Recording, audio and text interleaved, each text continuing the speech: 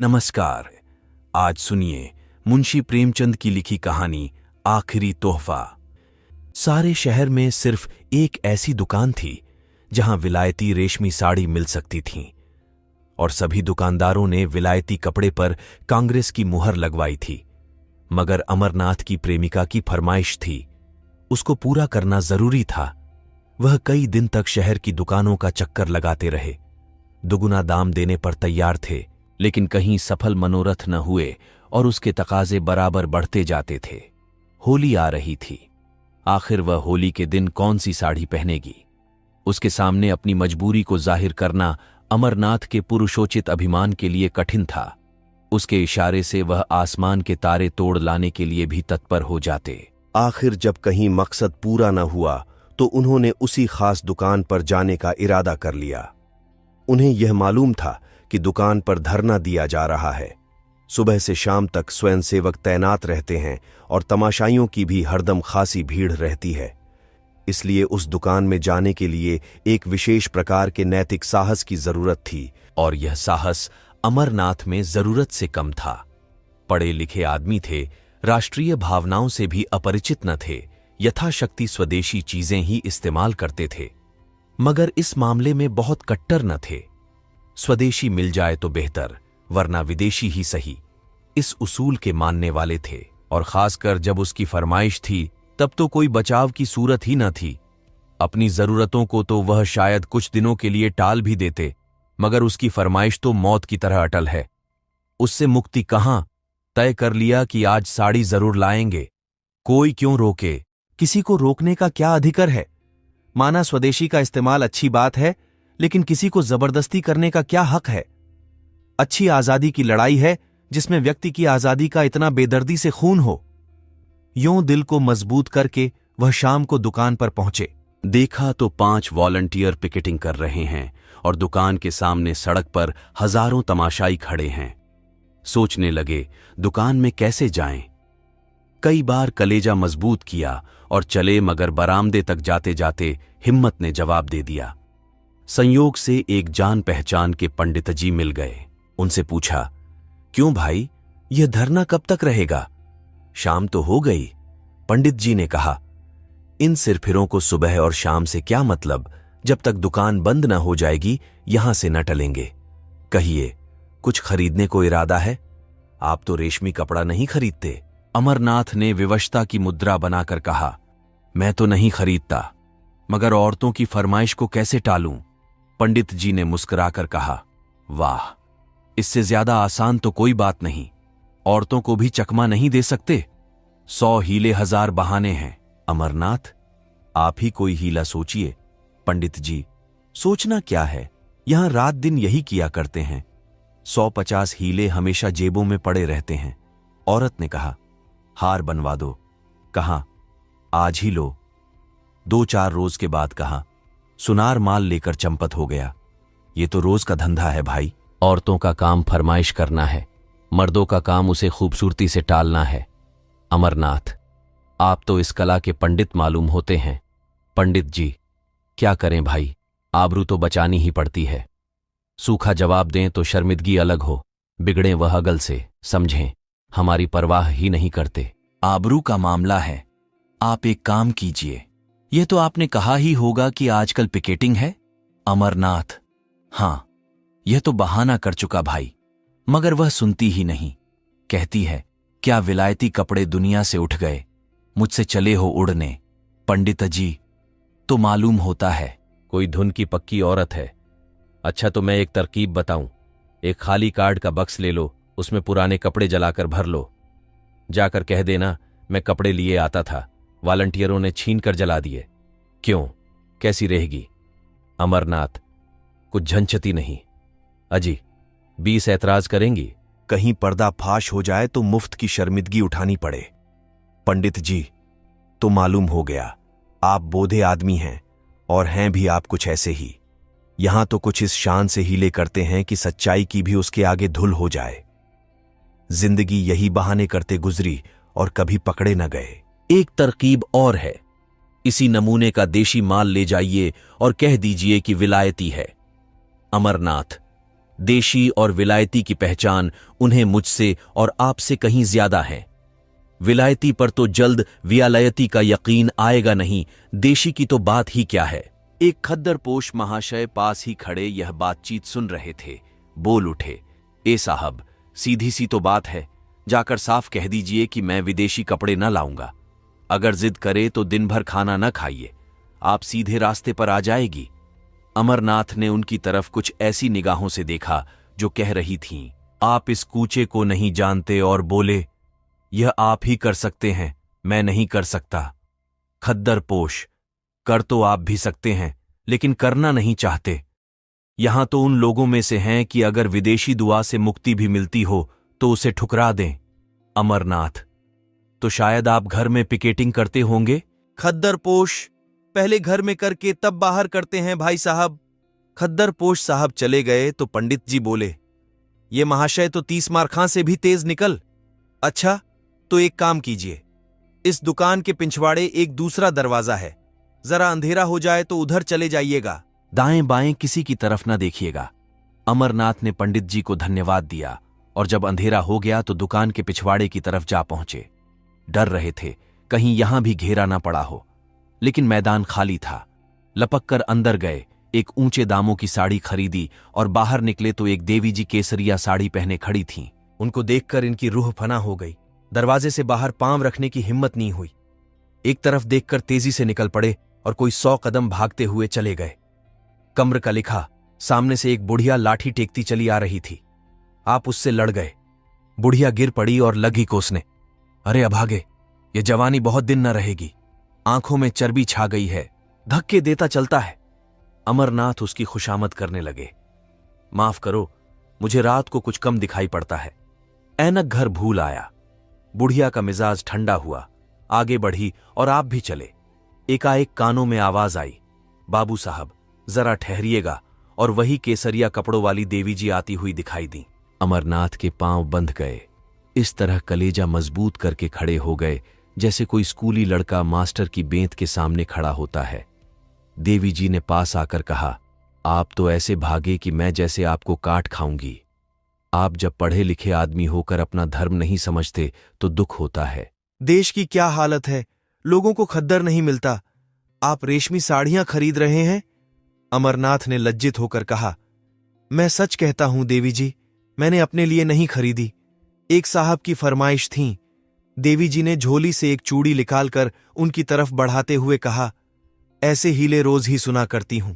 या तो आप उसे वापस कर दीजिए या लाइए हाथ में चूड़ी पहना दूं। अमरनाथ, शौक से पहना दीजिए, मैं उसे बड़े गर्व से पहनूंगा। चूड़ी उस बलिदान का चिन्ह है जो देवियों के जीवन की विशेषता है। चूड़ियां उन देवियों के हाथ में थीं जिनके नाम सुनकर आज भी हम आदर से सिर झुकाते हैं। मैं तो उसे शर्म की बात नहीं समझता। आप अगर और कोई चीज पहनाना चाहें तो वह भी शौक से पहना दीजिए। नारी पूजा की वस्तु है, उपेक्षा की नहीं। अगर स्त्री जो कौम को पैदा करती है चूड़ी पहनना अपने लिए गौरव की बात समझती है, तो मर्दों के लिए चूड़ी पहनाना क्यों शर्म की बात हो। देवी जी को उनकी इस निर्लज्जता पर आश्चर्य हुआ, मगर वह इतनी आसानी से अमरनाथ को छोड़ने वाली न थी। बोली, आप बातों के शेर मालूम होते हैं। अगर आप हृदय से स्त्री को पूजा की वस्तु मानते हैं तो मेरी यह विनती क्यों नहीं मान जाते। अमरनाथ, इसलिए कि यह साड़ी भी एक स्त्री की फरमाइश है। देवी, अच्छा चलिए, मैं आपके साथ चलूंगी, जरा देखूं आपकी देवी जी किस स्वभाव की स्त्री हैं। अमरनाथ का दिल बैठ गया। बेचारा अभी तक बिना ब्याह था, इसीलिए नहीं कि उसकी शादी ना होती थी, बल्कि इसलिए कि शादी को वह एक आजीवन कारावास समझता था। मगर वह आदमी रसिक स्वभाव के थे। शादी से अलग रहकर भी शादी के मजों से अपरिचित न थे। किसी ऐसे प्राणी की जरूरत उनके लिए अनिवार्य थी जिस पर वह अपने प्रेम को समर्पित कर सकें, जिसकी तरावट से वह अपनी रूखी सूखी जिंदगी को तरोताजा कर सके, जिसके प्रेम की छाया में वह जरा देर के लिए ठंडक पा सके, जिसके दिल में वह अपनी उमड़ी हुई जवानी की भावनाओं को बिखेर कर उनका उगना देख सके। उनकी नजर ने मालती को चुना था जिसकी शहर में घूम थी। इधर 1.5-2 साल से वह इसी खलिहान के दाने चुना करते थे। देवी जी के आग्रह ने उन्हें थोड़ी देर के लिए उलझन में डाल दिया था। ऐसी शर्मिंदगी उन्हें जिंदगी में कभी न हुई थी। बोले, आज तो वह एक न्योते में गई हैं, घर में न होंगी। देवी जी ने अविश्वास से हंसकर कहा, तो मैं समझ यह आपकी देवी जी का कसूर नहीं, आपका कसूर है। अमरनाथ ने लज्जित होकर कहा, मैं आपसे सच कहता हूं, आज वह घर पर नहीं। देवी ने कहा, कल आ जाएंगी? अमरनाथ बोले, हां, कल आ जाएंगी। देवी, तो आप ये साड़ी मुझे दे दीजिए और कल यहीं आ जाइएगा, मैं आपके साथ चलूंगी। मेरे साथ 2-4 बहनें भी होंगी। अमरनाथ ने बिना किसी आपत्ति के वह साड़ी देवी जी को दे दी और बोले, बहुत अच्छा, मैं कल आ जाऊंगा। मगर क्या आपको मुझ पर विश्वास नहीं है जो साड़ी की जमानत जरूरी है? देवी जी ने मुस्कुराकर कहा, सच्ची बात तो यही है कि मुझे आप पर विश्वास नहीं। अमरनाथ ने स्वाभिमानपूर्वक कहा, अच्छी बात है, आप इसे ले जाएं। देवी ने क्षण भर बाद कहा, शायद आपको बुरा लग रहा हो कि कहीं साड़ी गुम न हो जाए, इसे आप लेते जाइए, मगर कल आइए जरूर। अमरनाथ स्वाभिमान के मारे बगैर कुछ कहे घर की तरफ चल दिए। देवी जी, लेते जाइए करती रह गईं। अमरनाथ घर न जाकर एक खद्दर की दुकान पर गए और 2 सूटों का खद्दर खरीदा। फिर अपने दर्जी के पास ले जाकर बोले, खलीफा, इसे रातों रात तैयार कर दो, मुहम्मागी सिलाई दूंगा। दर्जी ने कहा, बाबू साहब, आजकल तो होली की भीड़ है, होली से पहले तैयार ना हो सकेंगे। अमरनाथ ने आग्रह करते हुए कहा, मैं मुंहमांगी सिलाई दूंगा, मगर कल दोपहर तक मिल जाए, मुझे कल एक जगह जाना है। अगर दोपहर तक न मिले तो फिर मेरे किस काम के न होंगे। दर्जी ने आधी सिलाई पेशगी ले ली और कल तैयार कर देने का वादा किया। अमरनाथ यहां से आश्वस्त होकर मालती की तरफ चले। कदम आगे बढ़ते थे लेकिन दिल पीछे रहा जाता था। काश वह उनकी इतनी विनती स्वीकार कर ले कि कल 2 घंटे के लिए उनके वीरान घर को रोशन करे, लेकिन यकीनन वह उन्हें खाली हाथ देखकर मुंह फेर लेगी, सीधे मुंह बात नहीं करेगी, आने का जिक्र ही क्या, एक ही बेमुरौवत है। तो कल आकर देवी जी से अपनी सारी शर्मनाक कहानी बयान कर दूं? उस भोले चेहरे की निस्वार्थ उम्मग उनके दिल में एक हलचल पैदा कर रही थी। उन आंखों में कितनी गंभीरता थी, कितनी सच्ची सहानुभूति, कितनी पवित्रता। उसके सीधे सादे शब्दों में कर्म की ऐसी प्रेरणा थी कि अमरनाथ का अपने इंद्रिय परायण जीवन पर शर्म आ रही थी। अब तक कांच के टुकड़े को हीरा समझकर सीने से लगाए हुए थे, आज उन्हें मालूम हुआ हीरा किसे कहते हैं। उसके सामने वह टुकड़ा तुच्छ मालूम हो रहा था। मालती की वह जादू भरी चितवन, उसकी वह मीठी अदाएं, उसकी शोखियां और नखरे सब जैसे मुलम्मा उड़ जाने के बाद अपनी असली सूरत में नजर आ रहे थे और अमरनाथ के दिल में नफरत पैदा कर रहे थे। वह मालती की तरफ जा रहे थे, उसके दर्शन के लिए नहीं, बल्कि उसके हाथों से अपना दिल छीन लेने के लिए। प्रेम का भिखारी आज अपने भीतर एक विचित्र अनिच्छा का अनुभव कर रहा था। उसे आश्चर्य हो रहा था कि अब तक वह क्यों इतना बेखबर था। वह तिलिस्म जो मालती ने वर्षों के नाज नखरे हाव भाव से बांधा था, आज किसी छू मंतर से तार तार हो गया था। मालती ने उन्हें खाली हाथ देखकर त्योरियां चढ़ाते हुए कहा, साड़ी लाए या नहीं? अमरनाथ ने उदासीनता के ढंग से जवाब दिया नहीं। मालती ने आश्चर्य से उनकी तरफ देखा नहीं। वह उनके मुंह से यह शब्द सुनने की आदी न थी। यहां उसने संपूर्ण समर्पण पाया था। उसका इशारा अमरनाथ के लिए भाग्यलिपि के समान था।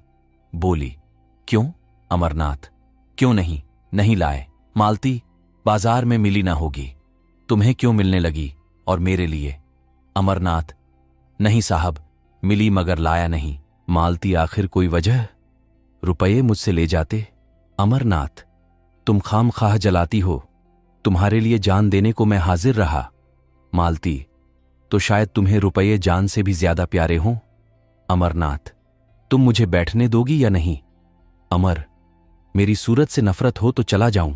मालती, तुम्हें आज हो क्या गया है? तुम तो इतने तेज मिजाज के न थे। अमरनाथ, तुम बातें ही ऐसी कर रही हो। मालती, तो आखिर मेरी चीज क्यों नहीं लाए? अमरनाथ ने उसकी तरफ बड़े वीर भाव के साथ देखकर कहा।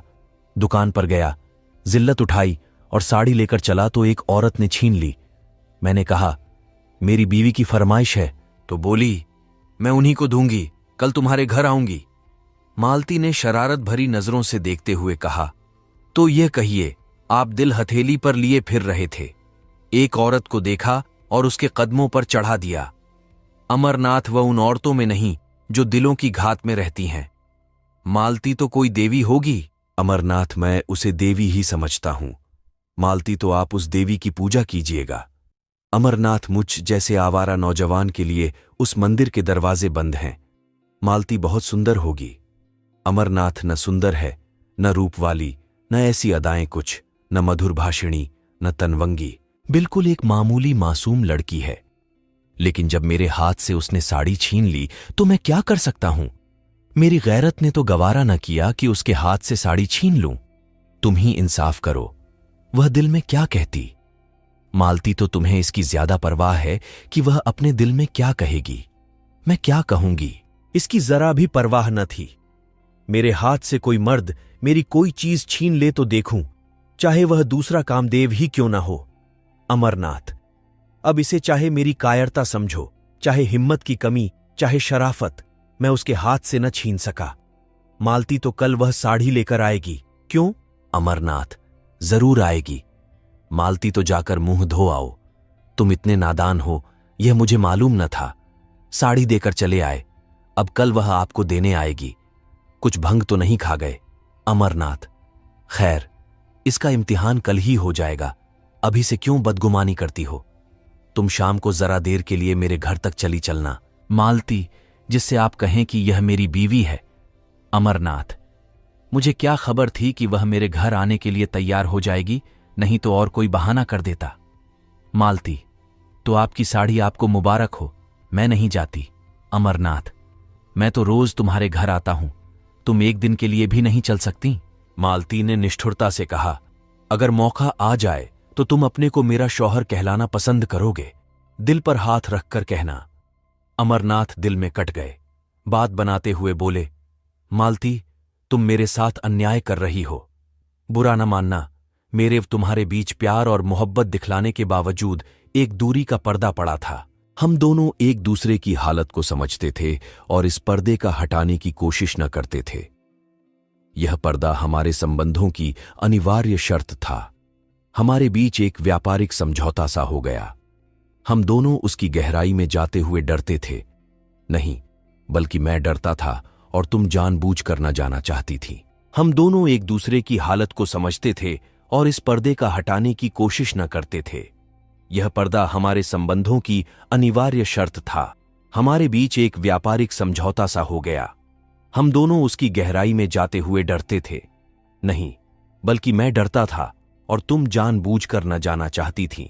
मैं नहीं कह सकता, तुम्हें यह शक करने का मैंने कोई मौका नहीं दिया, और मैं कह सकता हूं कि मैं उससे कहीं बेहतर शौहर बन सकता हूं जितनी तुम बीवी बन सकती हो। मेरे लिए सिर्फ एतवार की जरूरत है और तुम्हारे लिए ज्यादा वजनी और ज्यादा भौतिक चीजों की। मेरी स्थायी आमदनी 500 से ज्यादा नहीं। तुमको इतने में संतोष न होगा।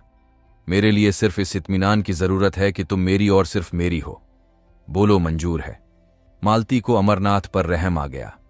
उसकी बातों में जो सच्चाई भरी हुई थी उससे वह इनकार न कर सकी।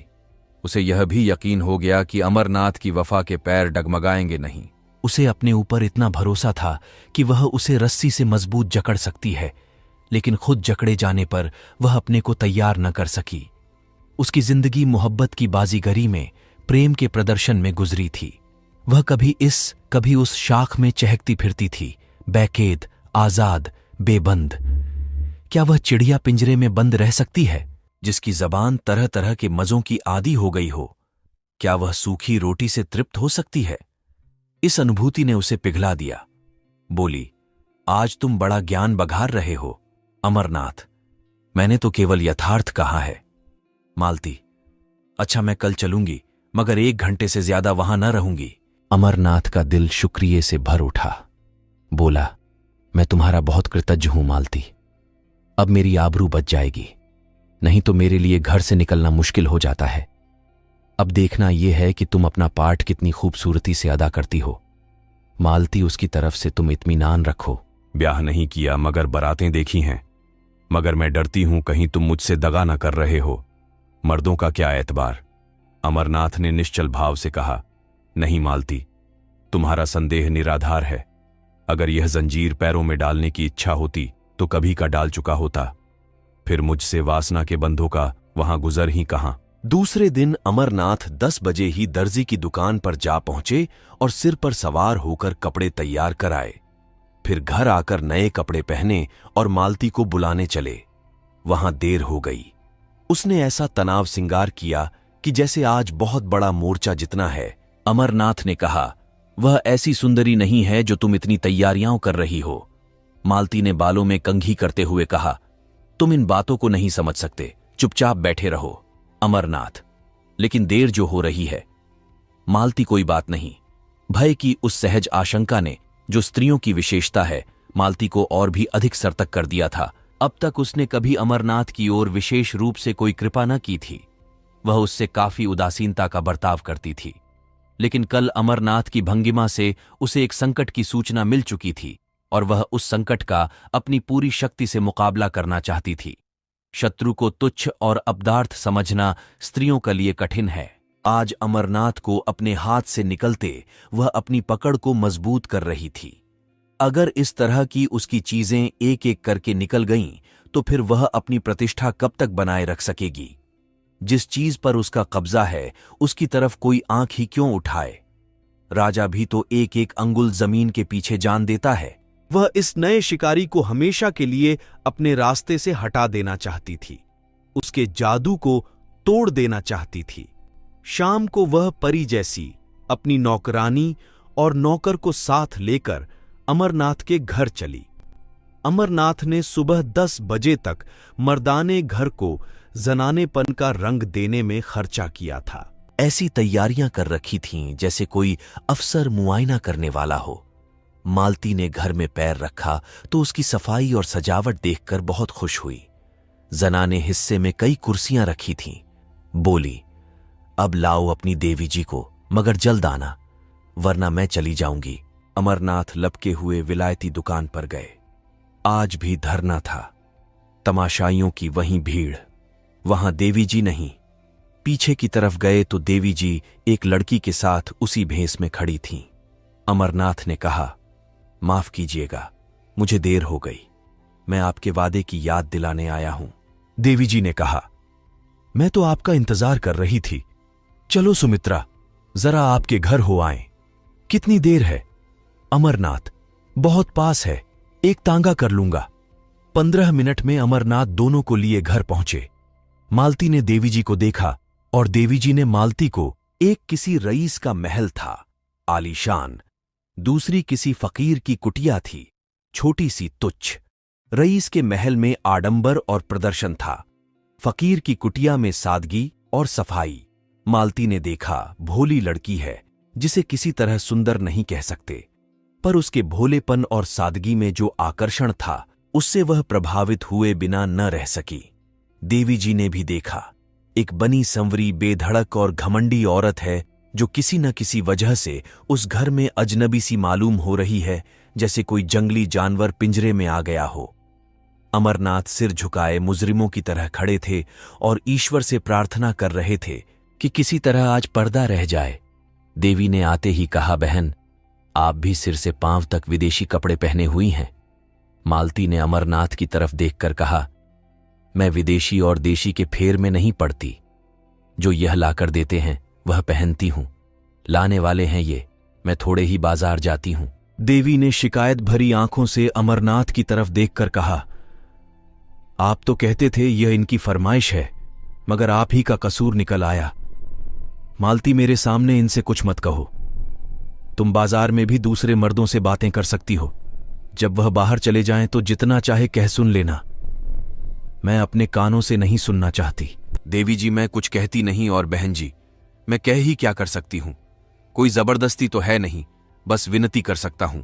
मालती, इसका मतलब यह है कि इन्हें अपने देश की भलाई का जरा भी ख्याल नहीं। उसका ठेका तुम्ही ने ले लिया है। पढ़े लिखे आदमी हैं, 10 आदमी इज्जत करते हैं, अपना नफा नुकसान समझ सकते हैं। तुम्हारी क्या हिम्मत कि उन्हें उपदेश देने बैठो, या सबसे ज्यादा अक्लमंद तुम ही हो। देवी जी, आप मेरा मतलब गलत समझ रही हैं बहन। मालती, हां, गलत तो समझूंगी ही। इतनी अक्ल कहां से लाऊं कि आपकी बातों का मतलब समझूं। खद्दर की साड़ी पहन ली, झोली लटका ली, एक बिल्ला लगा लिया। बस अब अख्तियार है, जहां चाहें आएं जाएं, जिससे चाहें हंसें बोलें। घर में कोई पूछता नहीं तो जेल खाने का भी क्या डर। मैं इसे हुड़दंगापन समझती हूं जो शरीफों की बहू बेटियों को शोभा नहीं देता। अमरनाथ दिल में कटे जा रहे थे, छिपने के लिए बिल ढूंढ रहे थे। देवी की पेशानी पर जरा बल न था, लेकिन आंखें डबडबा रही थीं। अमरनाथ ने मालती से जरा तेज स्वर में कहा, क्यों खामखाह किसी का दिल दुखाती हो? ये देवियां अपना ऐश आराम छोड़कर ये काम कर रही हैं, क्या तुम्हें इसकी बिल्कुल खबर नहीं? मालती, रहने दो, बहुत तारीफ न करो। जमाने का रंग ही बदला जा रहा है। मैं क्या करूंगी और तुम क्या करोगे? तुम मर्दों ने औरतों को घर में इतनी बुरी तरह कैद किया कि आज वे रस्म रिवाज, शर्म हया को छोड़कर निकल आई हैं, और कुछ दिनों में तुम लोगों की हुकूमत का खात्मा हुआ जाता है। विलायती और विदेशी तो दिखलाने के लिए हैं, असल में यह आजादी की ख्वाहिश है जो तुम्हें हासिल है। तुम अगर 2-4 शादियां कर सकते हो तो औरत क्यों ना करें? सच्ची बात यह है, अगर आंखें हैं तो अब खोल कर देखो। मुझे वह आजादी न चाहिए। यहां तो लाज ढोते हैं और मैं शर्म हया को अपना सिंगार समझती हूं। देवी जी ने अमरनाथ की तरफ फरियाद की आंखों से देखकर कहा, बहन ने औरतों को जलील करने की कसम खा ली है। मैं बड़ी बड़ी उम्मीदें लेकर आई थी, मगर शायद यहां से नाकाम जाना पड़ेगा। अमरनाथ ने वह साड़ी उसको देते हुए कहा, नहीं, बिल्कुल नाकाम तो आप नहीं जाएंगी।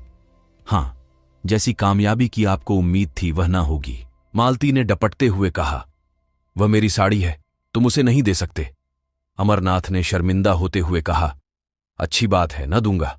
देवी जी, ऐसी हालत में तो शायद आप मुझे माफ करेंगी। देवी जी चली गई तो अमरनाथ ने त्योरियां बदलकर कहा, यह तुमने आज मेरे मुंह में कालिख लगा दी। तुम इतनी बदतमीज और बदजबान हो, मुझे मालूम न था। मालती ने रोषपूर्ण स्वर में कहा, तो अपनी साड़ी उसे दे देती। मैंने ऐसी कच्ची गोलियां नहीं खेली। अब तो बदतमीज भी हूं, बदजबान भी। उस दिन इन बुराइयों में से एक भी न थी जब मेरी जूतियां सीधी करते थे। इस छोकरी ने मोहिनी डाल दी। जैसी रूह वैसे फरिश्ते। मुबारक हो। यह कहती हुई मालती बाहर निकली।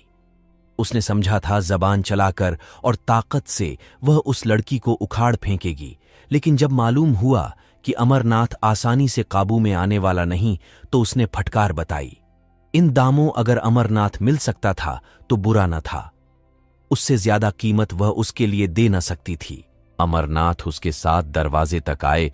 जब वह तांगे पर बैठी तो बिनती करते हुए बोले, यह साड़ी दे दो ना मालती, मैं तुम्हें कल इससे अच्छी साड़ी ला दूंगा। मगर मालती ने रूखेपन से कहा, यह साड़ी तो अब लाख रुपए पर भी नहीं दे सकती। अमरनाथ ने त्योरियां बदलकर जवाब दिया, अच्छी बात है, ले जाओ, मगर समझ लो यह मेरा आखिरी तोहफा है।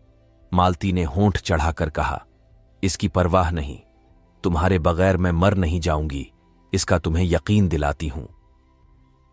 आप सुन रहे थे मुंशी प्रेमचंद की लिखी कहानी आखिरी तोहफा।